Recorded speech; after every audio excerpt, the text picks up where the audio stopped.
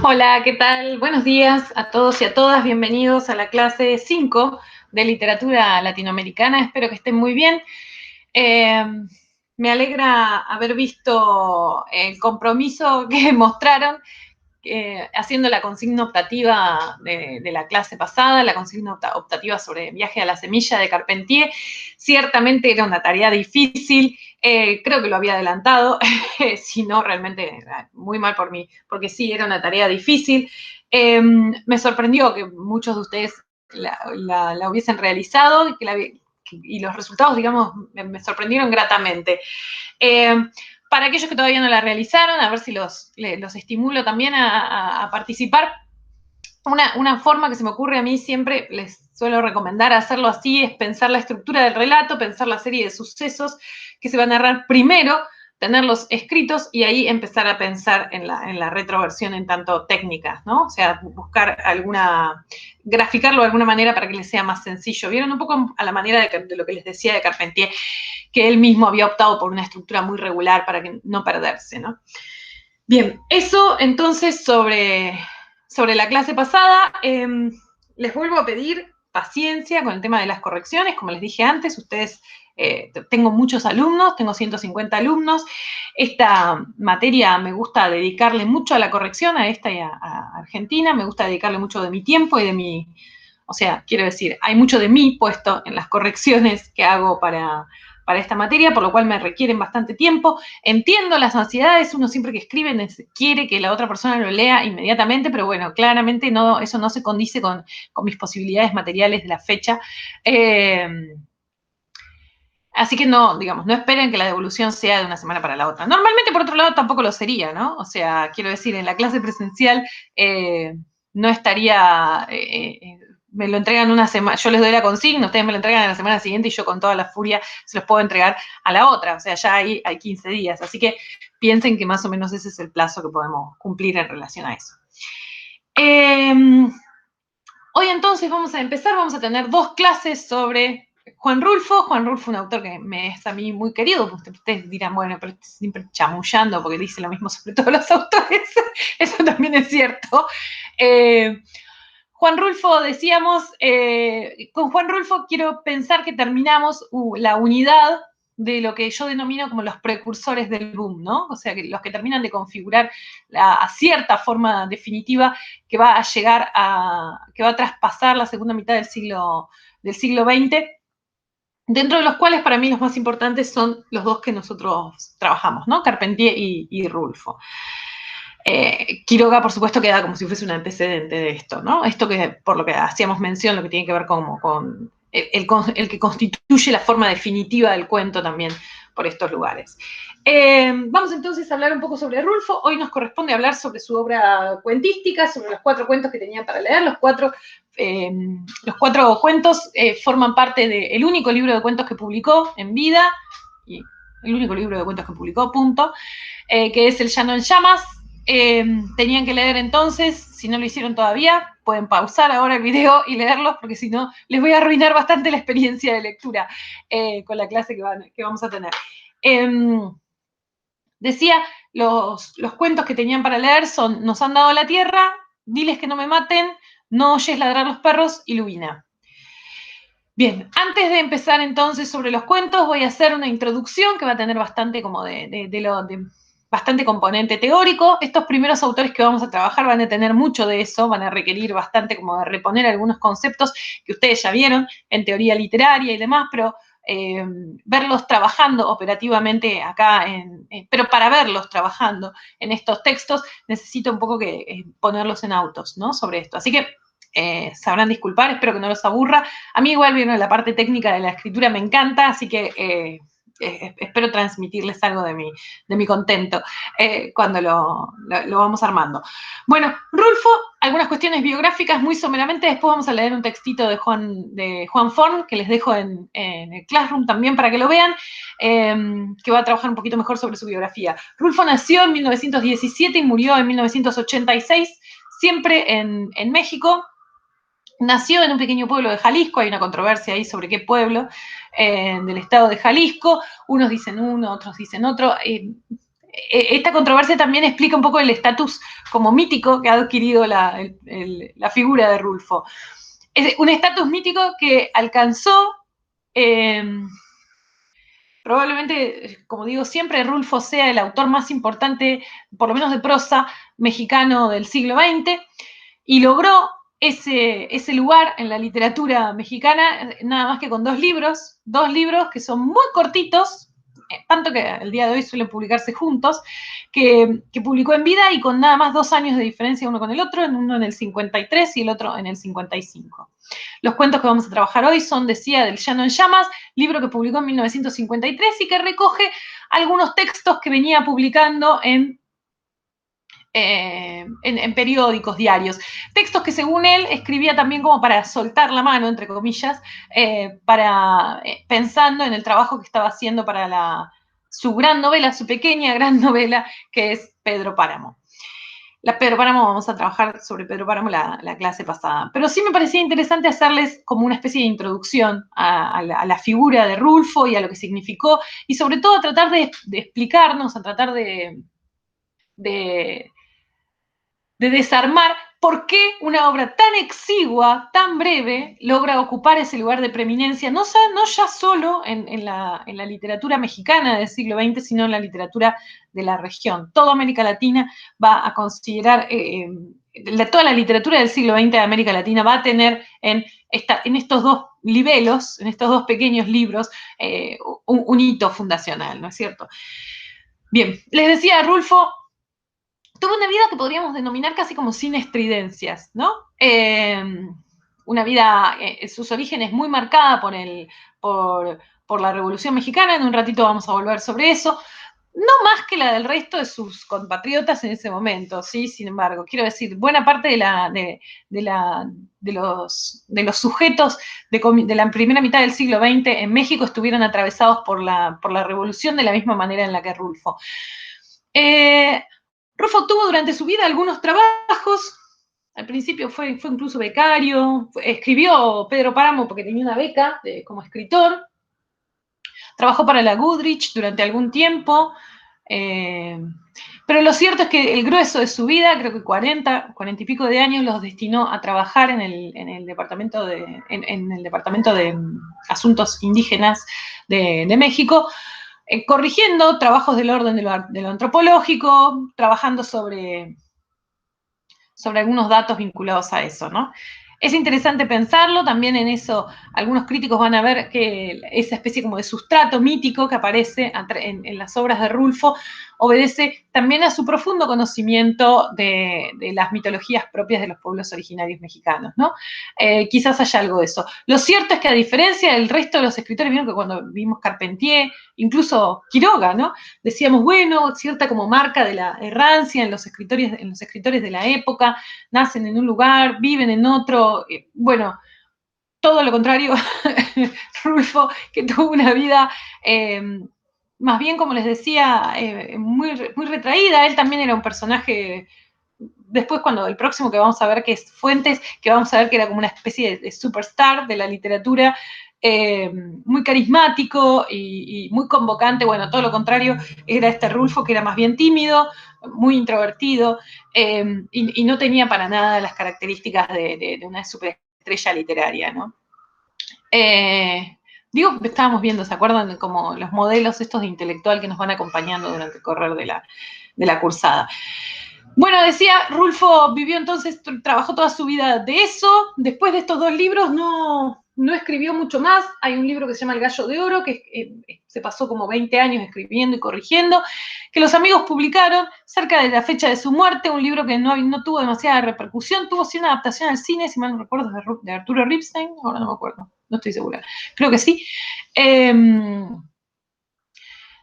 Que no tuvo, digamos, el mismo éxito. Es una obra en sí misma como difícil, más difícil de clasificar y que en cierta medida parece como que se desarma a medida que uno la lee, ¿no? Bien, decíamos que después vamos a ver algunas cuestiones más biográficas cuando leamos el texto de Forn. Decíamos que que el gran enigma, la gran incógnita que tratamos de dilucidar un poco cuando vemos este autor en esta materia, tiene que ver con por qué estos dos libros le bastaron para entrar en la literatura, para quedar como el gran protagonista de la narrativa del siglo XX mexicano, ¿no? O uno de los grandes, algunos quizás vengan a enmendármelo. Fíjense que digo narrativa, ¿sí? Digo para que nadie se ofenda, porque probablemente si no el gran nombre sea Octavio Paz, pero que también vamos a ver en la materia. Pero quiero decir, me estoy refiriendo exclusivamente a la narrativa y muy particularmente a la narrativa breve, ¿no? De Rulfo, sin la cual no se entiende la literatura mexicana del siglo XX. Bueno, yo creo, y digamos, digo esto siguiendo un par de autores, algunos más viejos, otros más modernos, pero esta línea de pensamiento la inauguró Luis Hars. Ay, hoy no traje el libro para mostrarles, que lo miro allá porque está en la biblioteca que tengo acá arriba, que se llama Los Nuestros. Lo que sostiene Luis Hars es que en buena parte la importancia de Rulfo se sostiene en el contexto en el que aparece. ¿Y qué pasaba en ese contexto? ¿Por qué la figura de Rulfo viene a ser tan disruptiva en ese contexto? Bueno, Hars dice que uno podría separar ese contexto como en dos cuestiones diferentes. Por un lado, el contexto histórico, ¿no? Miren, yo mientras hablo con ustedes, ay, qué feo este marcador, no lo probé antes de usar la pizarra. El contexto histórico, ¿sí? ¿A qué nos vamos a estar refiriendo? Ah, me parece que es porque se lo presté a mi hijo y le hizo mierda a la punta, ahora que lo pienso.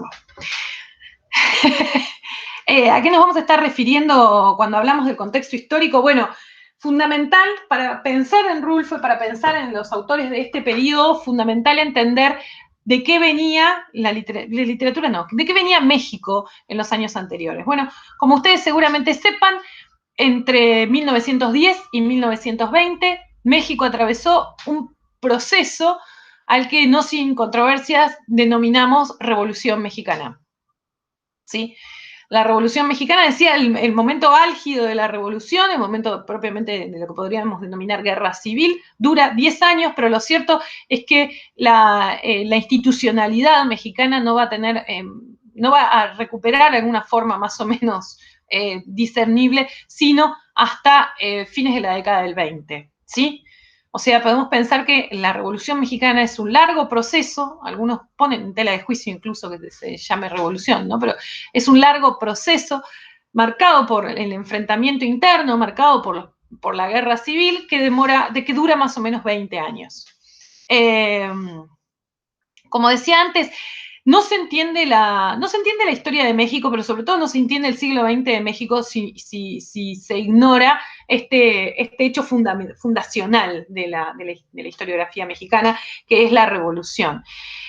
Voy a hacer un pequeñito paneo histórico de qué fue la revolución, qué la originó, cómo fue su desarrollo. Como ustedes sabrán, bueno, México, por supuesto, igual que el resto de los países de América Latina, tuvo en algún momento del siglo XIX, tempranamente, igual que Argentina, su movimiento independentista,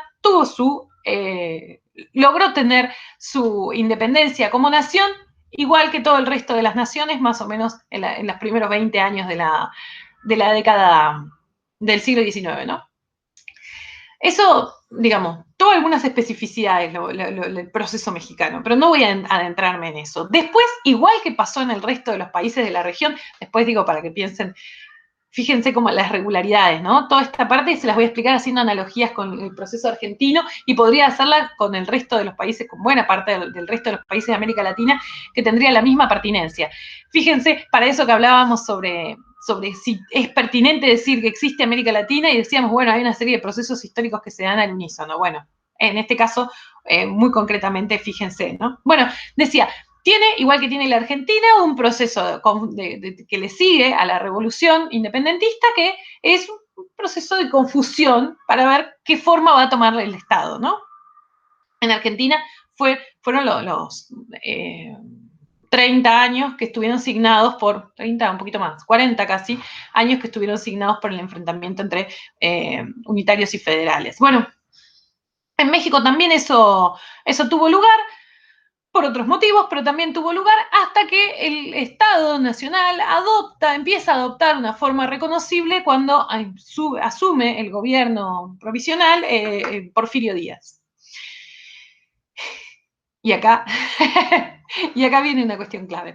Lo cierto es que Porfirio Díaz, que es en cierta parte el responsable de la consolidación del Estado Nacional Mexicano, también es el responsable de un gran fraude, ¿no? Que es el que lo sostuvo en el ejercicio sistemático del gobierno durante 40 años. Bueno, eso tuvo los problemas imaginables en ese contexto. Bueno, hacia 1910 entonces el panorama ya era un poco más difícil de glutir para sus contemporáneos. Porfirio Díaz, decíamos, ¿no? Se sostenía en el gobierno mediante el ejercicio sistemático del fraude. Piensen, pensando en las analogías, que no es algo muy diferente de lo que pasaba acá en Argentina, ¿sí? O sea, la diferencia está en que el gobierno de Díaz era un gobierno personalista, el único sujeto que estaba en el poder era él. Pero podríamos pensar que la generación del 80 en Argentina, que era un grupo que se iba pasando, en definitiva, el cetro de mando de unos a otros, no sé, Roca, que fue ministro de guerra, después fue presidente, después, o sea, es la forma en la que se manejó, esa que era también fundamentalmente, fundamentalmente era una clase social, la clase dirigente, funcionaba un poco de la misma manera, ¿no?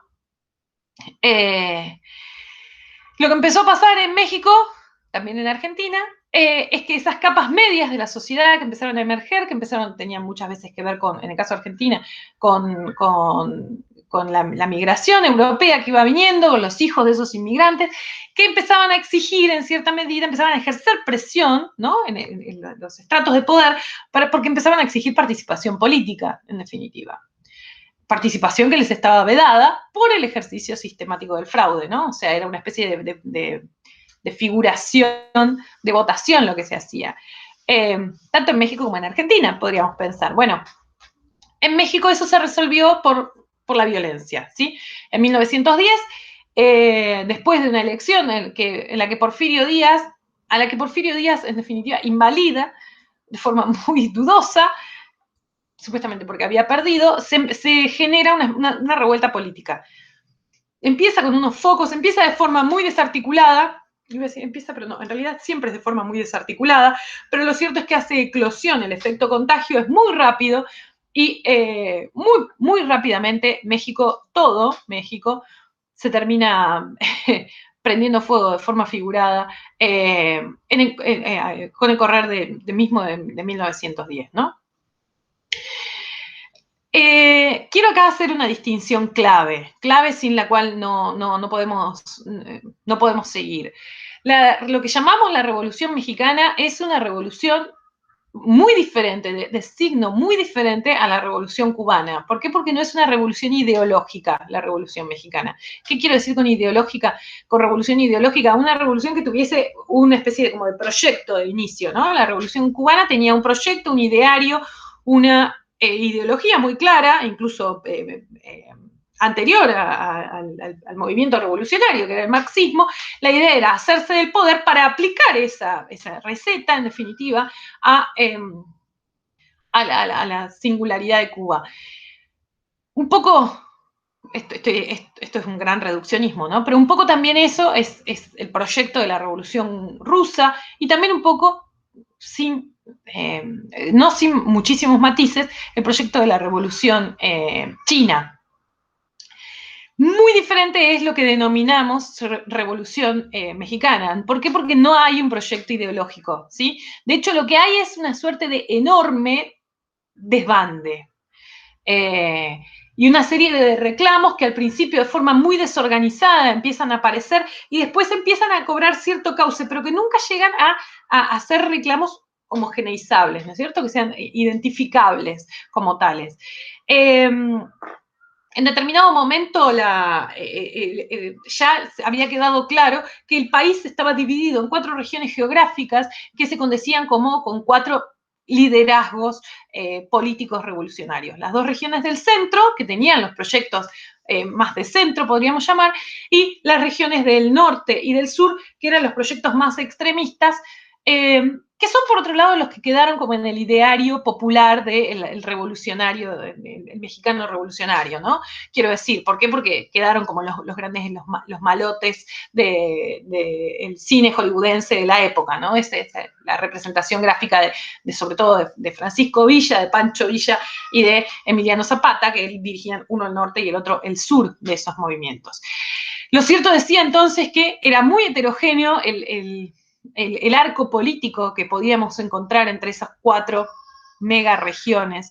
Y era también muy heterogéneo desde el punto de vista como militar lo que pasaba con la revolución. No estaba demasiado claro quién estaba con quién, ¿no? Y durante buena parte de esos primeros 10 años de guerra civil, lo cierto era que la gente adscribía a uno u otro movimiento, los hombres se sumaban a uno u otro movimiento, a una u otra milicia, en función de qué pasaba por la puerta de su casa. Así de enquilombado es el proceso general de la revolución, así de difícil también, de difícil consideración histórica, ¿no? De hecho, hay mucha historiografía, como les decía antes, mucha línea historiográfica que se niega a decir la revolución. Yo, porque suscribo a la forma en la que los mexicanos refieren este periodo, que es la revolución, ¿no? Pero hay algunos que van a decir, no, no fue una revolución, lo que fue un periodo intenso de guerra civil. Bueno, lo cierto es que no veo por qué una cosa debería ser excluyente respecto de la otra, ¿no? Pero bueno. Y todos estos movimientos, sin embargo, compartían muy pocos, pero algunos preceptos generales, ¿no? En primer lugar, lo que tenía que ver con la reforma política, ¿no? Estas clases que estaban pugnando por acceder a cargos de gobierno, que eran sobre todo las que estaban en el centro, lo que pugnaban era que se democratizara efectivamente ese acceso a la política.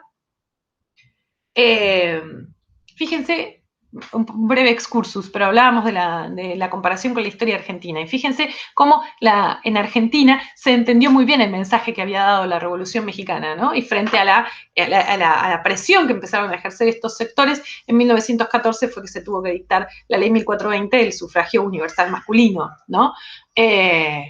Porque si no, la lección era clara, ¿no? De qué era lo que había pasado en México y era evidente que iba a terminar pasando lo mismo en Argentina. Así que, por supuesto, podríamos complejizar esto, pero lo cierto es que la lección fue aprendida. Bien, decíamos entonces, dentro de los dos, podemos pensar en 2 grandes reclamos que compartía buena parte del arco revolucionario.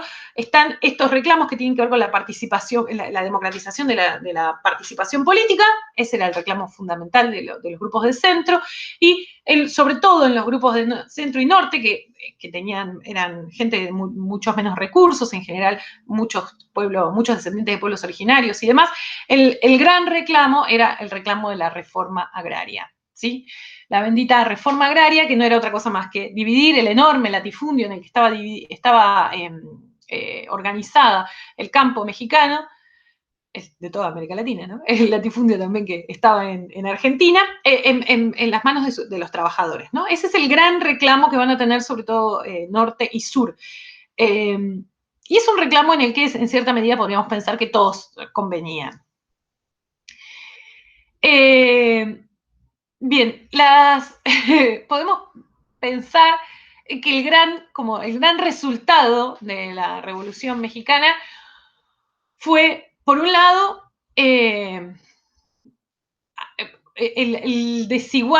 la desigual aplicación de la reforma agraria. Y eso lo vamos a ver un poco tematizado en Rulfo, ¿no?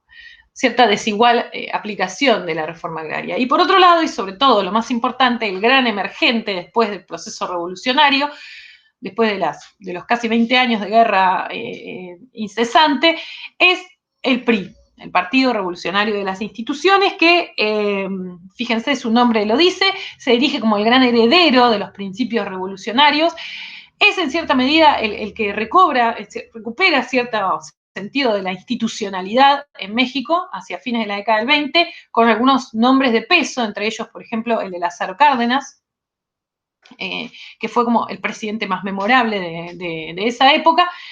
Lo cierto, el PRI decía, empieza siendo un partido heredero de esos valores revolucionarios, un partido al que podríamos denominar, siendo un poco anacrónicos, pero denominar progresista, ¿no?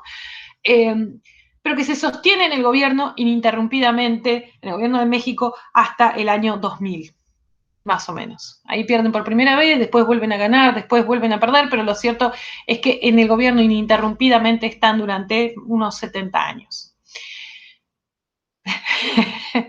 O sea, lo echan a Porfirio Díaz y justamente por personalista, ¿no? Bueno, termina viniendo esto. Es una de las grandes lecciones también del periodo revolucionario mexicano. Bueno, y también la otra gran lección tiene que ver con que lo cierto es que lo que empezó siendo un partido progresista, con el correr de las décadas se fue convirtiendo cada vez más en un partido de centro-derecha. Hoy podríamos decir que es un partido que abraza en su mayoría como los ideales del neoliberalismo en México.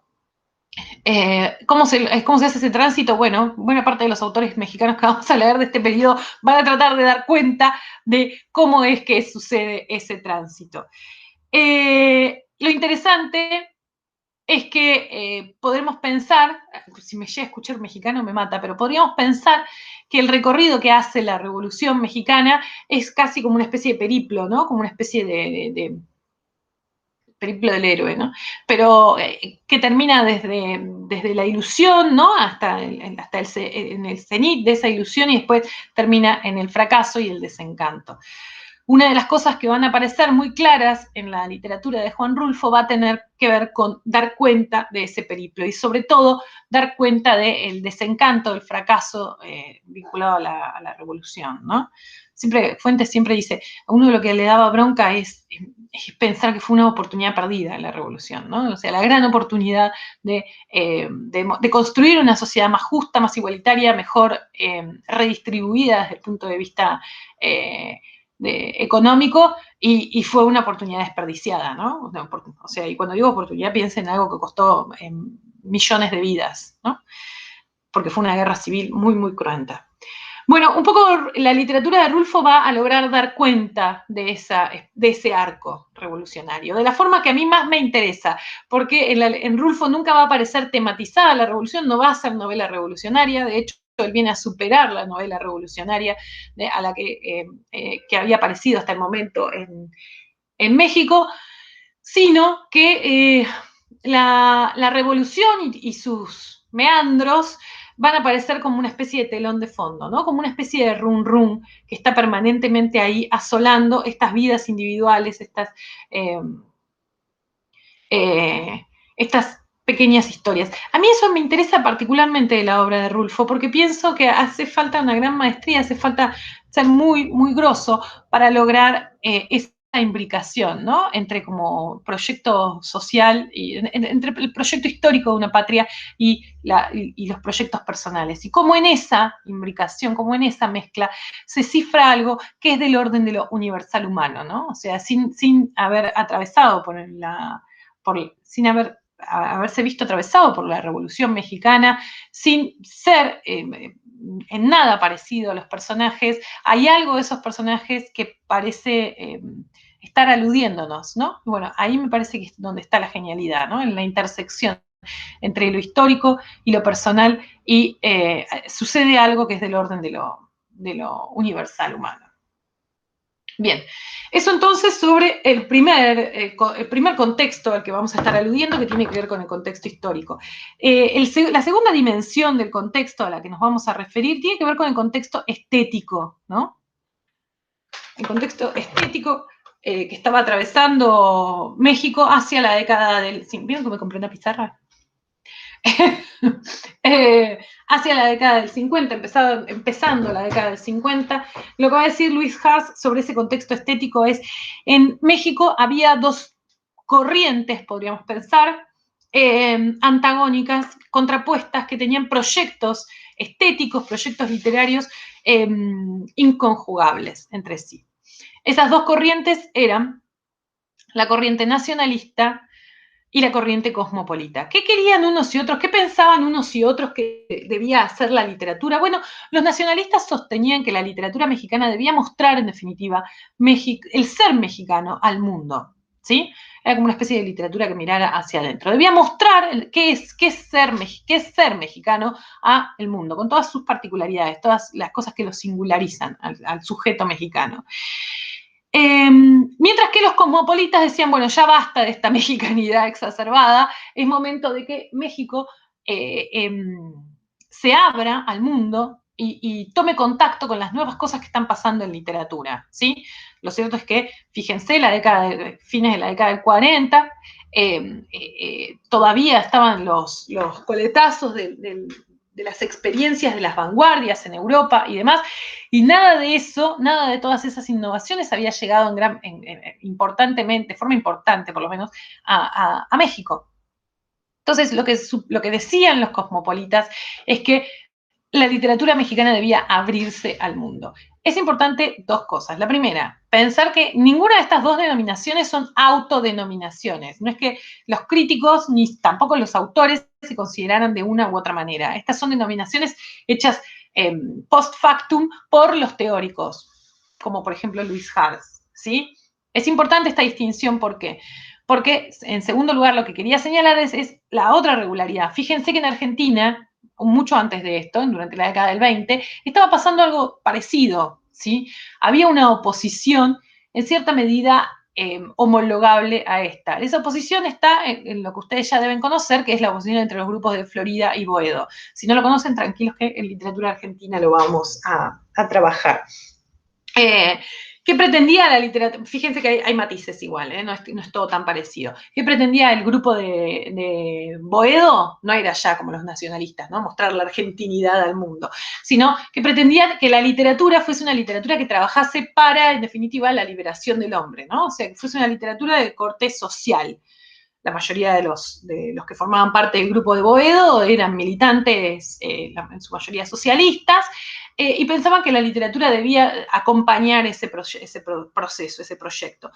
¿Y qué quería el grupo de Florida? Decían que la literatura se bastaba a sí misma, que no tenía otro propósito ulterior, y que como tal lo que debía era ser, en definitiva, pura forma, puro experimento, copiar un poco copiar o adaptar, mejor dicho, las experiencias de las vanguardias europeas, ¿no? A la corriente local. Ven que las semejanzas son muchas, otra vez nos habla de las regularidades regionales. Bien, en este contexto entonces, por un lado histórico, estamos pensando que ya había terminado el proceso grande de la revolución, ya estábamos en condiciones de empezar a pensar otras cosas en virtud de ella, y por otro lado estético, ¿no? Con estas dos corrientes antagónicas que en apariencia no tienen forma de dialogar. En ese contexto aparece la obra de Rulfo, primero en algunos cuentos publicados, decíamos, en distintos periódicos durante la década del 40, y después finalmente con la novela, primero el libro, la antología de cuentos publicada en el 53, perdón, y finalmente con Pedro Páramo en el 55, viene podríamos pensar, Rulfo viene en definitiva, zanjar esta diferencia. ¿Sí? ¿Por qué? Porque Rulfo, podríamos pensar, por un lado, desde el punto de vista del contenido de su obra, conforma, satisface el pedido del nacionalismo, ¿sí? No hay nada que hable mejor sobre el sujeto mexicano, por lo menos de la región de donde Rulfo se ocupó, de esa región de la ruralidad de Jalisco, nada mejor que la obra de Rulfo para mostrar esa mexicanidad al mundo. Desde el punto de vista del contenido, la obra era una obra profundamente nacional, o sea, venía con los principios del nacionalismo. Pero desde el punto de vista de la forma, lo cierto era que la obra de Rulfo en su totalidad venía como a quebrar estas formas tradicionales de la narración, las formas que había tenido la narración mexicana predominantemente hasta comienzos de la década del 40. Quiero decir, ¿entienden? ¿No? Entonces, de la forma desde el contenido satisface a los nacionalistas, desde la forma satisface a los cosmopolitas con una serie de lo que vamos a denominar técnicas narrativas innovadoras. Cuando digo innovador, no quiero que piensen que el tipo está creando. ¿Vieron cómo es en la literatura? En la literatura nadie crea nada. Todos en realidad choreamos de forma más o menos pertinente, ¿no? Con más o menos pericia en algunos casos. En el caso de Rulfo, muy bien, pero como siempre, todo choreado de otros, como corresponde, ¿sí? Por otra parte. Bien, ¿a qué nos referimos entonces con, y acá vamos a entrar en esto que decía, les comentaba un poco antes de la teoría, ¿no? ¿A qué vamos a referirnos cuando hablemos de las técnicas narrativas innovadoras? ¿Sí? Fíjense, lo estoy escribiendo en mi pizarra. En primer lugar, lo primero con lo que viene a romper la figura de Rulfo es con el uso muy singular, muy particular que hace de la figura del narrador. ¿Sí? El narrador en la obra de Rulfo, el narrador entendido a la manera tradicional, a la manera medio decimonónica, tiende a desaparecer, decimos, en la obra de Rulfo. ¿Qué significa esto? Bueno, Rulfo va a tratar de dejar que sus personajes hablen por sí mismos, de modo tal que la historia la lleven los mismos personajes. Sobre todo lo que va a tratar de prescindir, vamos a ver, no siempre, pero en general trata de prescindir, es del narrador convencional, el narrador de tercera omnisciente. Ese narrador no va a aparecer prácticamente en la obra de Rulfo, ¿no? Por lo menos no va a ser el predominante. Esto, como decíamos antes, no es una invención de Rulfo, porque nada lo es en literatura, sino que también es algo que se venía debatiendo en la época, ¿sí? Sin ir más lejos, un autor que va a tener bastante predicamento en los latinoamericanos contemporáneos, que es Ernest Hemingway. Lo voy a anotar acá, por si alguno no sabe cómo se escribe. Hemingway, bueno, no sé mi letra, tampoco sé si se entiende tan bien ahora que lo pienso. Hemingway sostenía que el narrador, sobre todo en la narrativa breve, en los cuentos, en las novelas hacía otra cosa completamente distinta. El narrador era innecesario, decía él. Y de ahí viene una serie de cuentos donde esto justamente aparece. El más célebre de ellos, que probablemente alguno de ustedes haya visto porque es un clásico de la literatura de taller, es uno que se llama Los Asesinos. En Los Asesinos, no sé si se acuerdan, en los que lo hayan leído, si no, no arruino para nada la experiencia de lectura. Hay dos personajes que están en un bar, uno de esos diners norteamericanos, esperando que llegue un tercero al que tienen que matar. ¿Sí? Todo esto nosotros lo inferimos con el correr del texto del diálogo que van sosteniendo los personajes, porque lo cierto es que nunca nadie nos explica nada. No hay ni siquiera narrador de tercera persona que indique quién está hablando en cada momento. Uno debe seguir eso por la misma alternancia en el diálogo de los personajes. Pero lo cierto es que no hay ninguna indicación en el texto que nos plantee que nos plantee quién es el que habla en cada momento. No hay narrador. Después vamos a ver que eso tenía que ver con una concepción sobre el texto, en definitiva general, de Hemingway, pero que se traduce, y esto me parece importante, en esta forma concreta de uso del discurso directo, ¿sí? Para la época y para mucho después, esto va a seguir siendo tema de investigación, va a seguir siendo tema de experimentación literaria. Para mí el que mejor maneja esto, de lo que yo conozco por lo menos, que lo maneja con maestría, es Manuel Puig, a quien ustedes quizás sí hayan leído. Bueno, Puig en toda su obra, pero muy particularmente en la novela que se llama El beso de la mujer araña, van a ver ustedes que no hace uso de la figura del narrador de tercera persona. Toda la novela es la alternancia de las dos voces. ¿Se acuerdan cómo es la novela? Les cuento brevemente. Son dos personajes que están presos en la Argentina del 75, en la Argentina de la AAA, están presos en una cárcel, compartiendo celda. Uno de ellos está preso porque es un guerrillero, es marxista, leninista, y el otro está preso por supuestamente sodomía, creo, que es porque es homosexual, ¿no? Uno es bien el personaje de la loca, de la marica, podríamos decir, y el otro el personaje del guerrillero. En el texto jamás indican cuando habla cada uno la maestría y la increíble pluma de Puig hacen que uno jamás dude. Por otro lado, elige dos personajes que tienen registros de habla completamente diferentes y los logra manejar. Bueno, Puig venía del cine, además, así que eso se le hacía más sencillo a él.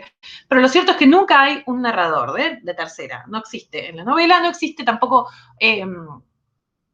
algo por afuera del diálogo de estos dos personajes. Bueno, esto ya estaba, decíamos, un poco en tela, estaba siendo experimentado a partir de la década del 20, del 30 y del 40, y va a llegar a Rulfo, decíamos, de la mano sobre todo de la literatura norteamericana, ¿sí? De Hemingway y de algunos otros autores que vamos a ver también, a los que vamos a ver mencionados más adelante. Es entonces como primera característica de estas técnicas innovadoras de las que va a hacer uso Rulfo. La segunda, que se desprende de esta misma, tiene que ver justamente con, bueno, si no voy a hacer, no voy a tener un narrador que hable, le voy a tener que dar una enorme importancia a la oralidad, ¿sí?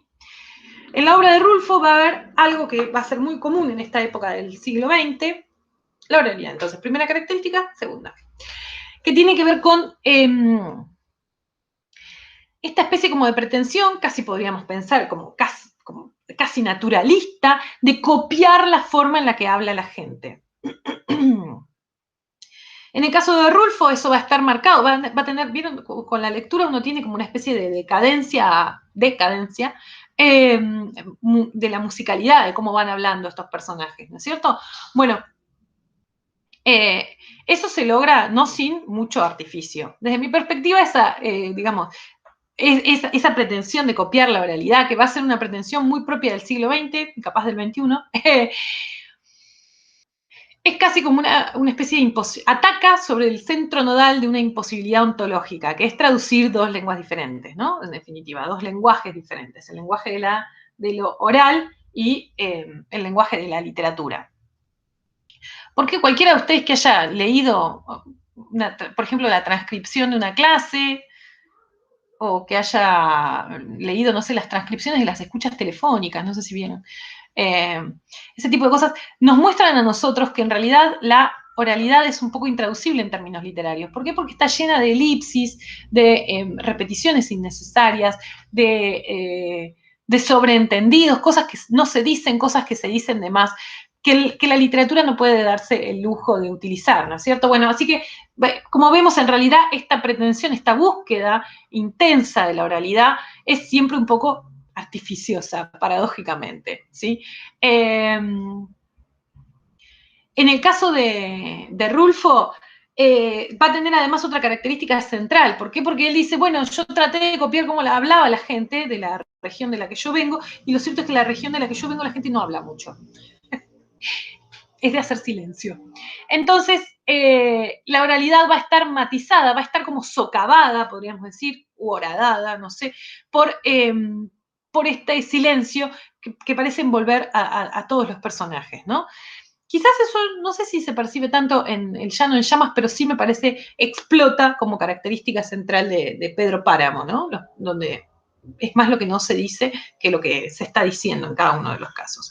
Bien, eso entonces como segunda característica, ven que se desprende de la anterior, ¿no? O sea, si no voy a usar un narrador, voy a tener que tener un habla muy distintiva de los personajes, ¿no? Que le den cierta verosimilitud, cierta anclaje de lo que sobre lo que estamos trabajando. En tercer lugar, algo que nosotros ya trabajamos un poco, ¿no? Un montón, que trabajamos con Carpentier, que tiene que ver con la ruptura, lo que llamamos la ruptura del orden temporal, ¿sí? Esa va a ser la tercera de las características innovadoras. Quiero decir, en los relatos de Rulfo rara vez van a estar narrados de forma cronológica, ¿sí? Eso, si bien, como decíamos antes, es algo que como fenómeno literario tiene una larguísima tradición, lo cierto es que fue explorado enormemente, sobre todo después de la década del 20, ¿no? Después de de la experiencia de las vanguardias y también de algunas experiencias concretas escriturarias de la narrativa, ¿no? Por ejemplo, pienso en el Ulises de Joyce, o un ejemplo que a mí me gusta siempre mucho más, que es la señora Dalloway de Virginia Woolf. Y ustedes me dirán, pero está narrado cronológicamente. ¿Cuál es la ruptura del orden temporal? Ahí, bueno, no rompe el orden temporal, pero lo que hace es como abrirle, como si fuese una cuña, ¿no? Al tiempo, en definitiva. Toda la novela, que es una novela muy intensa, narra nada más que un solo día, ¿no? Igual que Ulises, ¿no? Narra un solo día en la vida de estos sujetos, en realidad es más de uno, mostrándonos que en definitiva el tiempo es infinito, ¿no? Todo lo que cabe en un único día. Bien, ustedes, la clase pasada hablamos, como es el tema de los dos cuentos de Carpentier que leímos, hablamos sobradamente al respecto, sobre la diferencia entre el tiempo de la historia y el tiempo del relato, entre fábula y sujet. Hablamos y dijimos, ¿no es cierto?, que esto había sido muy, muy trabajado desde el punto de vista teórico por el formalismo ruso, ¿no? Rulfo va, decíamos, a cultivar esto. Y lo va a cultivar de una forma que a mí me resulta siempre muy interesante. ¿Por qué? Porque lo va a trabajar no solo para florearse, para mostrar lo buen escritor que es. Miren cómo manejo el tiempo, miren cómo voy y vengo. Sino porque vamos a ver que el recurso va a estar puesto al servicio del sentido del texto, ¿sí? Lo vamos a ver más adelante, pero se los quería adelantar. ¿Por qué? Porque siempre me parece hermoso, o sea, ideal, si uno pudiera pensarlo desde esa perspectiva, ¿no? El recurso no por el recurso en sí mismo, sino porque es un recurso funcional, contribuye a crear un sentido de lectura, un sentido en el texto. Así que ahí hay algo también para pensar. En cuarto lugar, ya iba a decir tercer lugar, en cuarto lugar, acá. En cuarto lugar, lo que aparece también en Rulfo, y es un poco sintomático de lo que después va a caracterizar a la generación de escritores latinoamericanos que lo sucedió, que es la generación del boom, es la construcción de un escenario. ¿Qué hace Rulfo entonces cuando escribe su obra? Su obra comparte, podemos pensar, y ven entonces las cuatro características que vimos hasta ahora.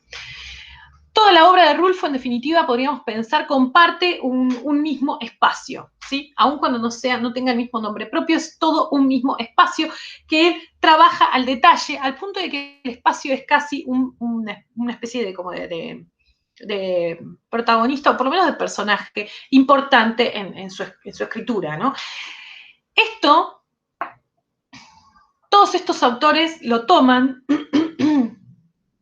perdón, también de la narrativa norteamericana. No ya de Hemingway, sino de un autor, también lo voy a escribir acá, ahora lo voy a escribir en mayúscula, a ver si se entiende mejor. De un autor que talló con mucha fuerza en los autores, sobre todo los que vinieron después, que es William Faulkner. ¿Sí? Faulkner crea la mayor parte de la novelística y de la obra cuentística de Faulkner está ambientada en un mismo lugar. Ese lugar se llama Yoknapataupa. ¿Lo escribo? Búsquenlo en internet, porque yo tampoco estoy muy segura de que me salga bien. Es un nombre un poco traído de los pelos. Yoknapataupa es el lugar donde transcurre buena parte de la obra de Faulkner, y podríamos pensar como el arquetipo del pueblo del sur de los Estados Unidos. Lo que hace Faulkner es crear un espacio que es todos los pueblos del sur de los Estados Unidos y ninguno al mismo tiempo, ¿no? Y en ese pueblo es que él estructura una obra que forma como una suerte de cosmos, conectada entre sí, ¿no? ¿Qué quiero decir con eso? Voy a hacer un reduccionismo súper berreta, pero para que ustedes entiendan. Lo que hace Faulkner es crear un universo, decimos, ¿no? Por eso la primera novela va a tener a dos protagonistas que son Tito y Juan. En la segunda novela va a versar sobre Lucía, que vive acá, pero que tiene de vecinos a Tito y Juan, ¿sí? La novela es sobre Lucía, pero Tito y Juan aparecen porque son los vecinos. Va a haber un tercer cuento en el que van a narrar la historia de José, que vive más lejos, pero que en un momento pasa por la vereda de Tito y Juan, se saluda con ellos y dan muestras de conocerse desde hace mucho. La cuarta novela, en realidad, es sobre un primo de Lucía, que si bien hace mucho no ve, está por el pueblo de... ¿Ven? Como lo que hace es construir, en definitiva, una especie de red. Algo que después va a ser muy propio de la literatura de la posmodernidad. Esto lo vamos a ver más adelante, pero a lo que algunos han dado en llamar intratextualidad, ¿no es cierto? Una serie de textos que se conectan entre sí. Bueno, el rey de ese procedimiento es Faulkner, que, como decíamos antes, lo que hace es crear un espacio y después poner a los personajes a trabajar en medio de ese espacio, ¿no? Bueno, eso va a ser un poco la idea de Rulfo, que va a tener un espacio. ¿Qué espacio va a ser ese? Bueno, va a ser la ruralidad de Jalisco. Vamos a ver que, si bien pueden no tener el mismo nombre, como Lubina y Comala, lo cierto es que aluden al mismo espacio mental, podríamos pensar. Sí, al mismo cronotopo, diría Bakhtin. Al que se van a referir va a ser exactamente el mismo. Bien, por último, ¿no? Si ya voy 4, por último, me interesaría que pensáramos que la última técnica innovadora que aparece acá tiene que ver con el rol del lector. ¿Por qué?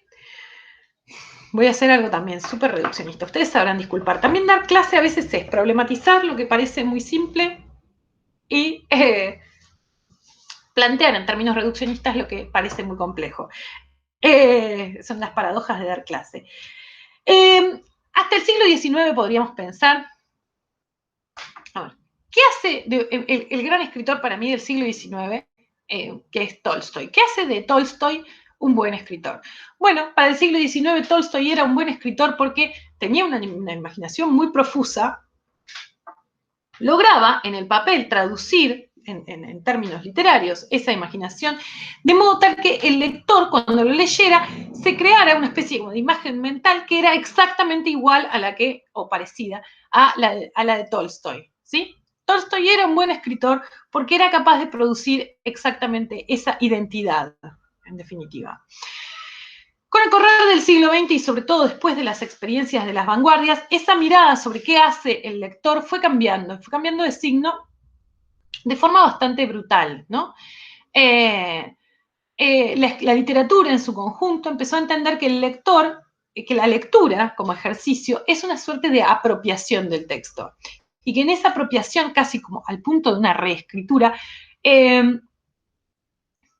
no hay identidad posible entre lo que un lector lee, lo que un lector interpreta y lo que aparece como idea originaria en la mente del escritor, ¿no? Algunos entonces, habiéndose dado cuenta de esto, quisieron explorar y hasta podríamos pensar como subirle el volumen a esto, ¿no? Bueno, si es algo, si el lector va a hacer una serie de procedimientos, voy a darle con todo a esto. Por ejemplo, lo tematiza muy concretamente alguien que ustedes seguramente hayan leído, que es Julio Cortázar, cuando escribe Rayuela, ¿no? Y en Rayuela la experiencia de lectura es la que le da sentido al texto, el orden en que incluso el lector elige leer los capítulos es el que le da sentido al texto. Bueno, Hemingway, otra vez de vuelta, pero fíjense que es personaje de peso también.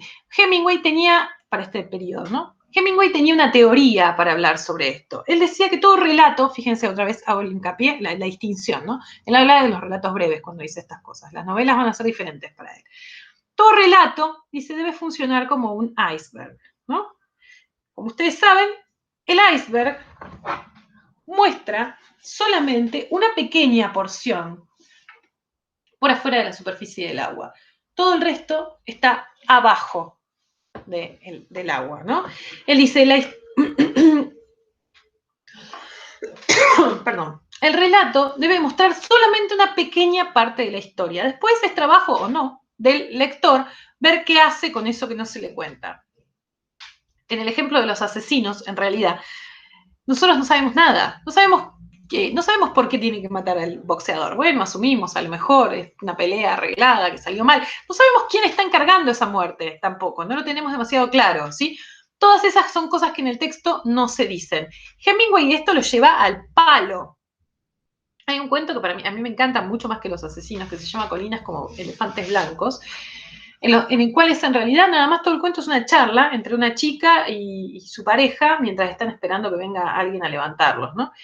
Y es una charla en apariencia anodina y hasta podríamos pensar intrascendentes, y en realidad uno se da cuenta que ahí se están dirimiendo una serie de cuestiones que tienen sobre todo que ver con el hecho de que la chica está embarazada y tiene que decidir si va a abortar o no. Jamás se menciona nada de todo esto en el texto. Todo eso es trabajo del lector, interpretarlo, ¿no es cierto? Todo eso lo hace el lector con su ejercicio de lectura, ¿no? Bueno, Rulfo va a trabajar un montón con esta dinámica, con la idea esta del iceberg. Lo cierto es que en Rulfo, nosotros lo vamos a ver en los cuentos, concretamente los que seleccioné para que leyeran, en Rulfo lo que va a ver es un importante rol de la elipsis. ¿Sí? ¿Se acuerdan esto de primer año? La elipsis es esto que se omite, que no se dice en el cuento, ¿no?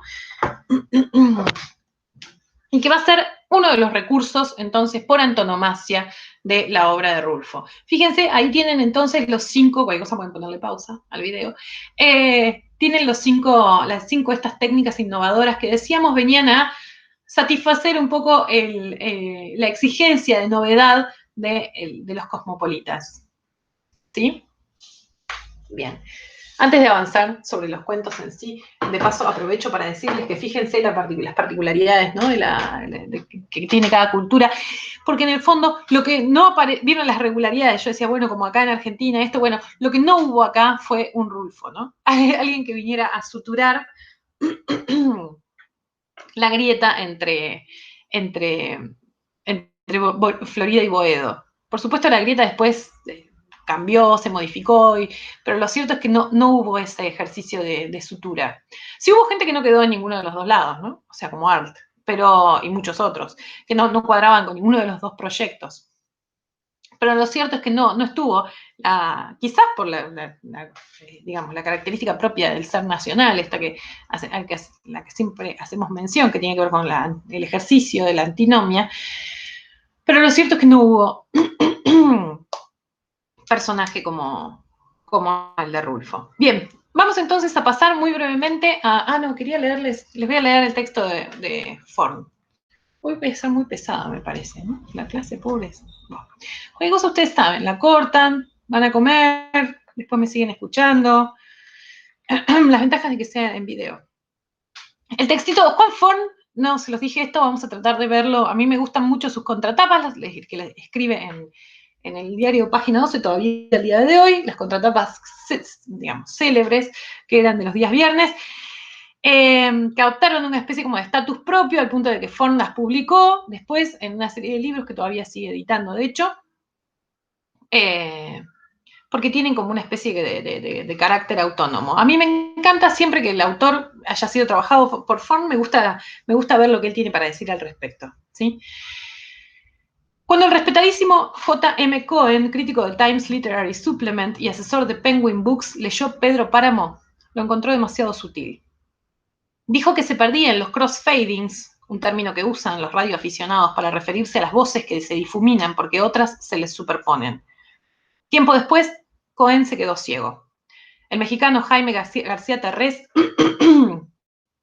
fue a visitarlo a su casita en las afueras de Reading y el inglés le contó que había vuelto a leer el libro de Rulfo en braille y estaba maravillado.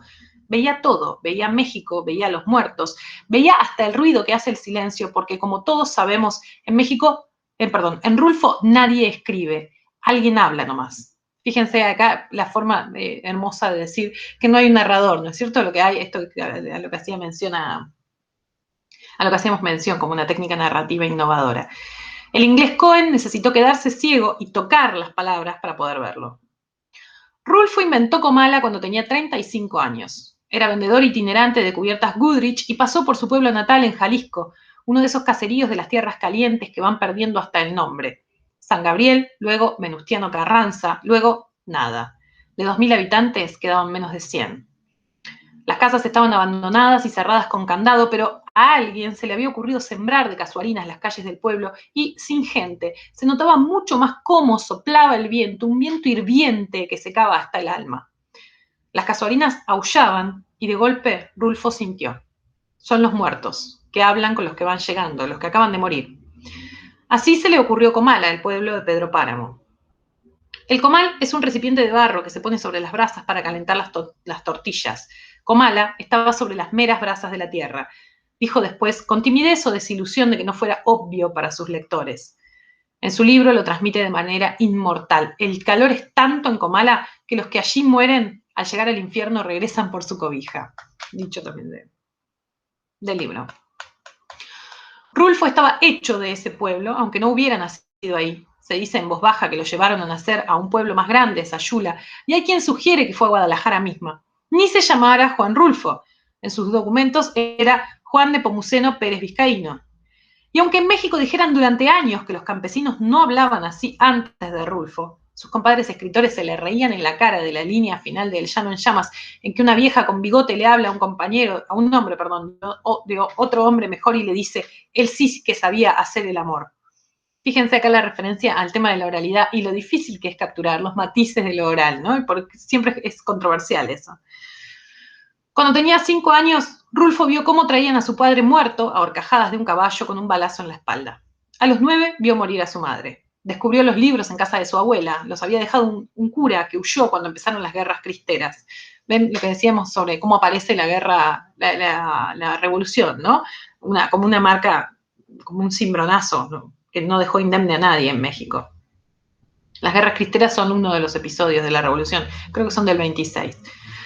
Pero casi no tuvo tiempo de leer ninguno porque lo mandaron a un internado, y de ahí a la capital cuando cumplió los 18. No servía para milico, ni para abogado, ni para cura, así que fue empleado público. Burócrata de escritorio en el departamento de migración. En el DF no conocía a nadie, así que se quedaba escribiendo, como platicando conmigo mismo. Como los demás, cuando los demás se iban de la oficina. Un día de 1940 fue a hacer sus papeles María Luisa Bombal, la escritora chilena. Rulfo tenía 23 años y le cayó tan bien, eso tiene la burocracia mexicana, fomenta la amistad, que ella le dejó un libro de regalo, La Última Niebla. Cuando volvió a retirar su documento sellado, venía con Dolores del Río, una actriz muy importante mexicana de ese periodo. La oficina entera revoloteaba alrededor de la actriz. Rulfo diría después, mis compañeros quedaron para siempre enamorados de Dolores del Río y yo de la prosa de María Luisa Bombal. La chilena le llevaba ese día su otro libro, La Amortajada, y lo menciono porque hasta en eso se parecían ambos. Los dos escribieron solo 2 libros. Los dos escribían cortito y concentrado. Los dos hacían hablar a los muertos. Los dos lograron lo mismo. Una con la niebla y el otro con el calor. Los dos bebían como cosacos y los dos padecieron el resto de sus vidas no escribir más. Rulfo se refugió toda su vida en el enorme aparato estatal mexicano. Después del Departamento de Migración y el breve intermezzo en la Goodrich, fue becario de un programa para escritores jóvenes.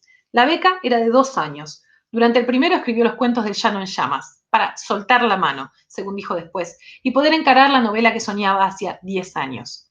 La escribió en 5 meses. Eran más de 300 páginas que fue adelgazando a fuerza de tachar y suprimir hasta dejarla en los huesos. 120 páginas. Se iba a llamar Los Murmullos. El mismo lunes en que la entregó a la editorial le cambió el título a Pedro Páramo.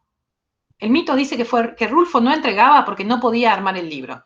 Tenía los monólogos sueltos y se partía la cabeza buscando una unidad, una estructura cronológica aristotélica, hasta que Juan José Arreola, o Alichu Macero, o Francisco Alatorre desparramaron sobre una gloriosa mesa de ping-pong pintada con una laca china que garantizaba el pique de 17 centímetros, las hojas mecanografiadas de la novela, e instaron a Rulfo a que, como un rabdomante, los rabdomantes son los que van buscando el agua, ¿vieron?, fuera decidiendo qué pegaba con qué, dónde se unían subterráneamente las napas de lo que había escrito, y al carajo con la estructura aristotélica. De ahí el famoso crossfading de J.M. Cohen. Por eso decimos que en Rulfo nadie escribe, alguien habla. Lo más difícil que tuve que salvar para escribir Pedro Páramo fue eliminarme a mí mismo de la historia. Matar al autor, que por cierto es el primer muerto del libro. Ahí para pensar en la figura del narrador, ¿no es cierto? Fíjense, me parece hermoso eso. Como dice, en definitiva, lo primero que tuve que hacer fue matarme a mí, ¿no? Sacarme a mí mismo del libro. Lo cierto es que Rulfo no escribió más, pero a diferencia de Rimbaud o de Salinger, no se escapó a ningún lado. Se limitó a refugiarse en el Estado mexicano, esta vez en el Instituto Nacional Indigenista, donde se pasó más de 20 años corrigiendo anónimamente los errores históricos y antropológicos de las publicaciones del instituto.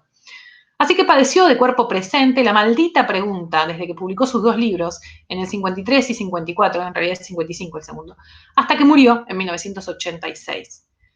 Miguel Briante, el escritor argentino, convenció a los de Confirmado en el 68 para que lo mandaran a México a entrevistarlo y después contaba que se sintió como Walsh en esa mujer.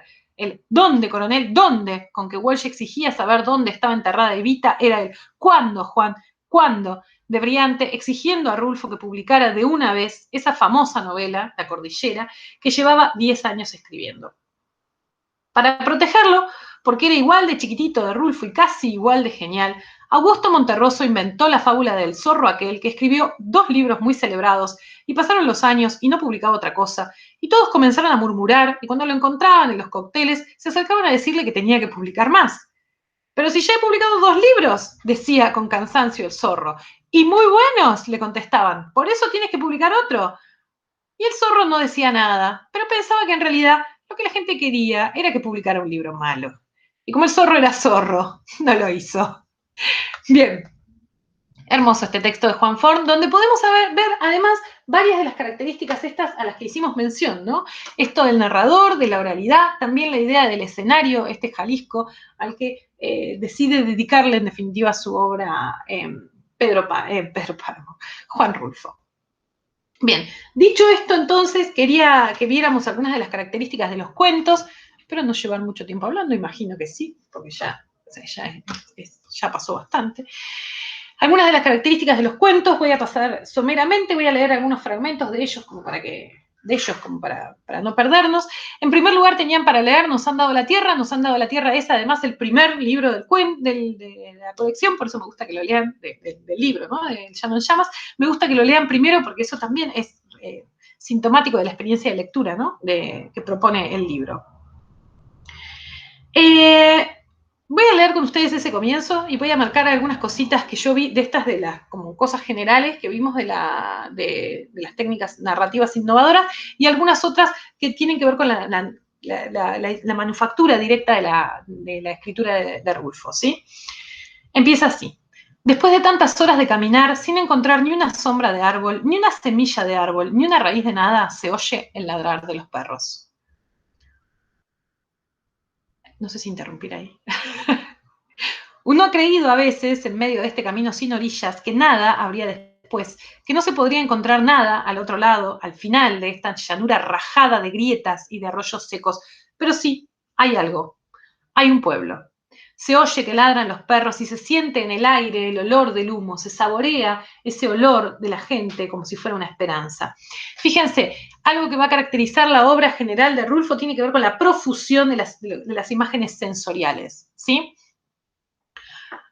Algunos van a decir que incluso esta profusión de imágenes sensoriales tiene como voluntad casi como ser como antirracional, ¿sí? Es más a lo que busca apelar como a los sentidos que a las ideas, podríamos pensar. Y además, fíjense, y esto lo agrego yo, fíjense que los sentidos a los que apela no son los sentidos más racionales justamente, ¿no? La vista es necesariamente ordenada, plantea por lo menos un recorrido más ordenado. Siempre va a apelar a los sentidos menos vinculados a la racionalidad. Ahí, por ejemplo, cuando habla del gusto y sobre todo el sentido por antonomasia en la obra de Rulfo, que es el oído, ¿sí? La idea de que, fíjense, los perros, esto va a aparecer en todos los cuentos prácticamente, ¿no? Hay un lugar que está vivo, ¿por qué? Porque hay ruido. Y sobre todo porque se escucha el ladrar de los perros, ¿sí? De hecho, el cuento se llama No oyes ladrar los perros, el que leen después, ¿no? Es la señal de la vida. Bueno, el sentido del oído es el sentido por antonomasia al que alude Rulfo y sin el cual no se entiende Pedro Páramo, ¿no? No voy a arruinar, no voy a spoilear por si alguien no lo leyó, no quiero arruinar todo sobre el libro. Pero digamos que el shade del libro está justamente en el sentido del oído. Bueno, sigo. Pero el pueblo está todavía muy allá. Es el viento el que lo acerca. Hemos venido caminando desde el amanecer. Ahorita son algo así como las 4 de la tarde. Fíjense, en el ahorita también hay como una especie de modalizador que da cuenta como de un regionalismo, ¿no? De un registro de habla muy, muy singular. Alguien se asoma al cielo, estira los ojos hacia donde está colgado el sol y dice, son como las 4 de la tarde. ¿Ven? La repetición, otra característica por la que buscamos emular, por las que Rulfo busca emular la oralidad. En la repetición, el texto es como que hace así, avanza como así, en círculos, ¿no? Son como las 4 de la tarde. Ese alguien es Melitón. Junto con él vamos Faustino, Esteban y yo. Somos 4. Yo los cuento. 2 adelante, otros dos atrás. Miro más atrás y no veo a nadie. Entonces me digo, somos 4. ¿Ven? La circular del texto. Hace rato, como a eso de las 11, éramos 20 y tantos, pero puñito a puñito se han ido desperdigando hasta quedar nada más que este nudo que somos nosotros. Bien, voy a leer nada más que hasta acá, el comienzo, pero porque quería sobre todo que ustedes vieran esta recurrencia en las imágenes sensoriales, la van a ver hasta el hartazgo en el resto de los cuentos, sobre todo del oído, y esta tendencia, decíamos, como a la repetición, ¿no? Y la forma en la que avanza el texto, muy concretamente, nos han dado la tierra, pero todos, es la repetición. Y esta repetición tiene por objeto, en definitiva, sentar las bases para esta sensación de oralidad, ¿no? Voy a hablar ahí en términos de sensación de oralidad. Otra cosa que ustedes también van a poder observar dentro de las técnicas narrativas a las que hicimos mención tiene que ver con el orden en el relato, ¿no? Con el orden en el que aparecen los hechos. ¿Por qué? Porque el texto rompe con lo cronológico. Ustedes habrán visto, ¿no? El texto comienza con esta caminata que hacen los personajes, va atrás cuando nos explica, ¿qué es lo que nos explica el texto? El gran tema del texto, que es el momento en el que se hizo la reforma agraria y a ellos le dieron ese pedazo de tierra, ese pedazo de desierto. Y acá está una de las cosas a las que hacíamos mención, ¿no? De cómo aparece, en primer lugar, la historia de la revolución y sobre todo cómo Rulfo logra dar cuenta de estos que fueron como los microfracasos de la revolución. En este caso concreto, bueno, ningún micro, ¿no? El fracaso de la reforma agraria. Observaron, ¿no? Espero que hayan observado esta distinción entre el tiempo de la historia y el tiempo de relato. La otra técnica que aparece justamente es acá donde empieza, por eso es importante que lo haya puesto al principio del cuento, ¿no? Al principio del libro, porque acá lo que hace también es caracterizar ese espacio, ese desierto, en definitiva, al que pertenece la región a la que sobre la que va a trabajar toda su obra, ¿no? Este espacio como a mitad de camino entre lo productivo y sobre todo lo improductivo. Empieza a delimitarse acá y creo que es como que la descripción del espacio como si se fuera desplegando con el correr de los cuentos. Y después, bueno, llega a su esplendor en la novela, en Pedro Páramo. Otra cosa también que quería señalar sobre el cuento, ustedes han visto este cuento mucho más que los otros incluso, es un cuento, podríamos pensar como anticlimático, o sea, en realidad no narra nada, ¿no? O sea, estos personajes que vienen caminando tienen que elegir estas parcelas de desierto, están en este momento de enorme desilusión, además les sacaron todo lo poco que tenían, se lo sacaron para darles la tierra, ¿no? Los caballos, les sacaron también las armas. Tienen que elegir este lugar para asentarse dentro de lo improductivo de todo. Pero el texto termina cuando llegan a un espacio que es un poco mejor, pero tampoco gran cosa.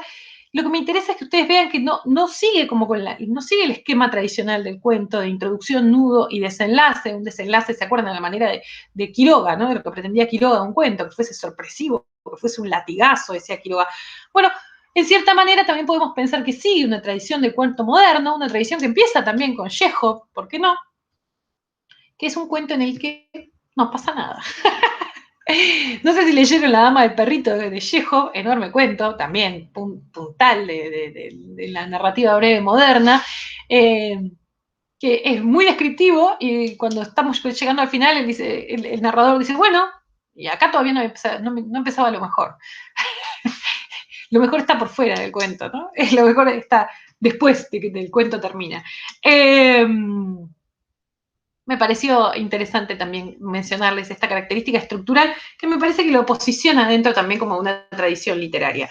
Vamos a ir con el segundo de los cuentos, Diles que no me maten. Diles que no me maten es la narración de este tipo, Juvencionaba, que está pidiendo clemencia. Fíjense, los cuentos, en 3 de los cuentos, lo que hacen es, también buscando esta pretensión de oralidad, ¿no? de capturar la oralidad, los títulos están tomados de algo que dice el personaje, ¿no? En el caso de Diles que no me maten, digo bien, no es cualquier cosa, es casi como el ritornelo del cuento, lo que dice una y otra vez el personaje que está pidiendo por su vida. El cuento tiene esta marca de oralidad muy fuerte, si se fijan cómo empieza, dice, diles que no me maten, Justino, anda, vete a decirles eso, que por caridad, así diles que lo hagan por caridad, vieron la repetición, ¿no? toda la primera parte también es un diálogo. Y otra vez lo que busca es copiar, instalar esta idea de lo oral en el relato, de prescindencia. Sin embargo, acá tiene un narrador de tercera, muy escueto, muy sucinta su participación, pero lo cierto es que tiene un narrador de tercera. Lo más importante para mí de este cuento tiene que ver como con la estructura del relato, ¿no? Y a eso iba a hacerles mención. Ustedes habrán visto, el relato empieza, decíamos, a ver si lo puedo hacer mirando a las cosas. No, no voy a poder. Voy a tener que hacerlo así y después mostrárselos. El relato empieza, el presente de la enunciación del relato está en el momento en el que Juvencio Nava está ya preso y pidiendo por su vida. El relato lo que hace ahí es ir hacia atrás, ¿no? Lo habrán visto ustedes, en un gran flashback donde se nos cuenta por qué está preso, ¿no? Este es el presente de la enunciación. El primer flashback nos cuenta por qué está preso por haber matado a un hombre, por haber matado a Guadalupe Terreros, que era su vecino. Lo mata porque no tiene... porque no tenía pasto para darle de comer a sus animales y el vecino sí se lo negaba. Este primer gran flashback, decía, después aparece matizado, ¿no? Hay como unos quilombos ahí, vuelve, pero vuelve como a la noche, vuelve en un momento, a ver. Vuelve al presente, vuelve, pero no vuelve al presente de la enunciación, vuelve a la noche anterior al presente de la enunciación, ¿vieron? Acá, vuelve a la noche anterior. Hace unos lindos quilombitos ahí, también un poco, ahí sí podemos pensar, ¿por qué no? Para florearse en las idas y venidas, pero lo cierto y lo que es más importante es que lo que aparece después es esto, ¿no? El texto avanza un poco desde el presente de la enunciación y aparece este momento, que es el momento central del relato, que es cuando se encuentra con el comandante, creo que es comandante, sargento. Yo, las jerarquías de los militares, para mí, yo tengo como una especie de negación a comprenderlas. Son como las jerarquías de la iglesia. Nunca entiendo quién es más importante que quién.